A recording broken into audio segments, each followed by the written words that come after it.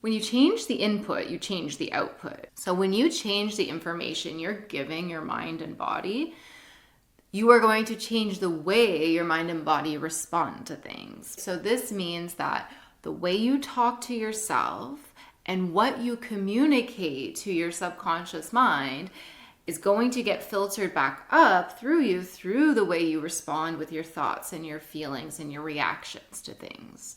So you'll notice that you might have spontaneous, instant reactions to things, like without having a chance to really think about it, you're just responding.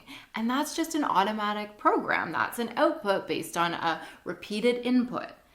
And that input is your beliefs, right? It's like all the times you've said this to yourself and you've experienced this thing and you've created these beliefs, and now whatever happens around that situation, you have the same reaction.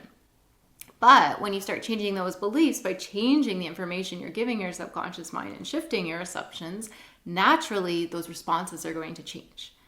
So you can do this by, yes, consciously affirming different things than what you're used to in your mind.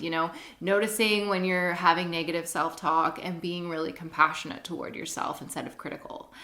And noticing when you're thinking things aren't going to work out and then focusing on all the ways they can work out. Or just speaking really, encouragingly and supportively to yourself. There's all sorts of ways you can change the way you speak to yourself to be more beneficial and supportive of your goals. And hypnosis, just relaxing into a calm mental state where that critical mind that's usually like, hey, that's not true, that can't be true, that's not what we believe, so I want to keep the things status quo. I don't want to let these new ideas in, right?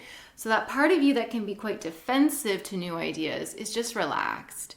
It's still observing, but it's like, oh, okay, I'm just gonna take a little break here. All right, those thoughts can come through. I'll let them go. It's fine. And so that's when you get really potent change, because you are affirming absolutely brand new beliefs like, I am worthy, I am enough, I am capable, I am visualizing myself just doing this, I'm amazing. And your subconscious mind is like, oh, new information, new input. And that changes how you output, how you react, how you respond, the new programming. With repeated listening to hypnosis audios and repeated imaginal acts in a meditative state, you are going to make massive change in your automatic responses and programs. This is how you break bad habits or create new habits. This is how you change the way your mind automatically thinks. This is how you get out of being stuck in a negative emotional cycle. This is how you make change. And you can approach it from various ways, but I think the two easiest ways are conscious awareness and refocusing and hypnosis. So I do have a few hypnosis audios right now on sale, so feel free to pop on my website and take a look at those.